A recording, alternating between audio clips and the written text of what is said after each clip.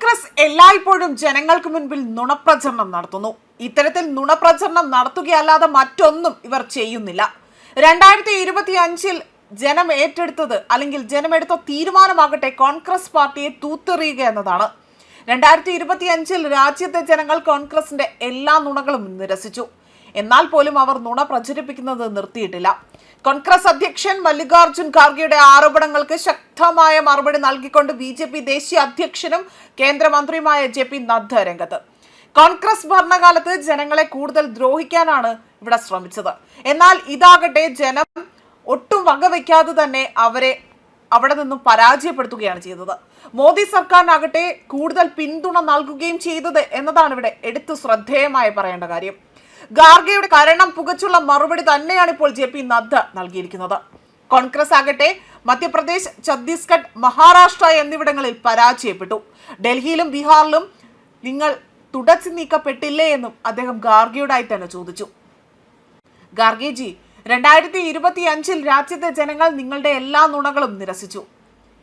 ഇതൊക്കെ ആണെങ്കിൽ പോലും നിങ്ങൾ നുണ വളർത്തുന്നത് തുടരുകയാണ് ചെയ്യുന്നതെന്നും JP നദ്ദ അദ്ദേഹത്തെ പരിഹസിച്ചുകൊണ്ട് ചോദിക്കുകയാണ് ചെയ്തിരിക്കുന്നത്. കൂടാതെ തന്നെ കോൺഗ്രസ് വലിയ രീതിയിലുള്ള കള്ളങ്ങൾ അത് പൊളിച്ചെടുക്കുകയാണ്, കോൺഗ്രസിൻ്റെതായ കള്ളങ്ങൾ പൊളിച്ചെടുക്കുകയാണ് ചെയ്തിരിക്കുന്നത്.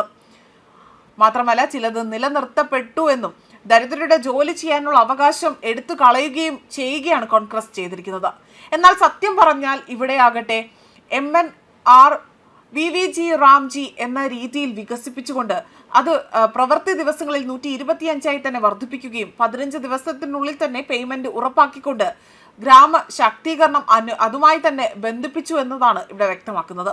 കൂടാതെ തന്നെ ഈ വർഷമാകട്ടെ പാർലമെന്റിൽ ചർച്ച ചെയ്തപ്പോൾ, അതായത് 2025 പാർലമെന്റിൽ ചർച്ച ചെയ്തപ്പോൾ കോൺഗ്രസ് നേതാക്കളാകട്ടെ ഈ ചർച്ച ഉപേക്ഷിച്ചുകൊണ്ട് ഇന്ത്യ വിരുദ്ധ ജോർജ് സോറോസ് ധനസഹായം നൽകിയ ആഗോള പ്രോഗ്രസീവ് അലയൻസ് ഇന്ത്യ വിരുദ്ധരായ ആളുകളെ കൂട്ടുമുട്ടുകയും അവരുമായി തന്നെ സൗഹൃദം സ്ഥാപിച്ചുകൊണ്ട് ഇന്ത്യക്കെതിരെ പ്രവർത്തിക്കാൻ ശ്രമം നടത്തുകയാണ് ചെയ്തിരിക്കുന്നതെന്ന കടുത്ത വിമർശനമാണ് JP നദ്ദ ഉന്നയിച്ചിരിക്കുന്നത്.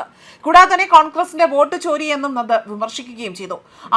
അവിടെ ആളുകളുടെ വോട്ടവകാശം എടുത്തു കളഞ്ഞുവെന്നും BJPയുടെ വോട്ട് മോഷണം കണ്ടെത്തിയെന്നതായിരുന്നു നിങ്ങൾ അവകാശപ്പെട്ടത്.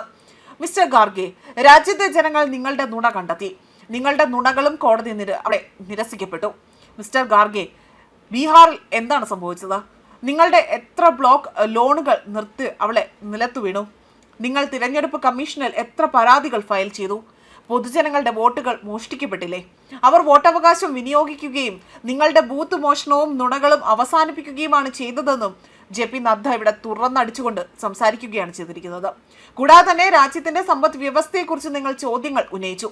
സത്യം എന്തെന്നാൽ നിങ്ങളുടെ സർക്കാരിന്റെ കാലത്ത് ഇന്ത്യ തകർച്ചയുടെ വക്കിലായിരുന്നു. എന്നാൽ ഇന്ന് ടോപ്പ് 5 എത്തി നിൽക്കുകയാണ്.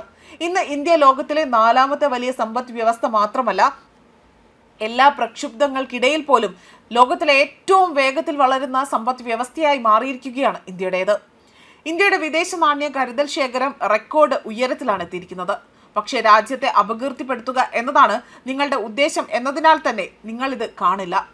രാജ്യത്തെയും അവിടെ മുഴുവനായി തന്നെ ലോകത്തെയും ജനങ്ങൾ ഇന്ത്യയെ ഒരു സാമ്പത്തിക സൂപ്പർ പവറായി തന്നെ കണക്കാക്കുന്നു.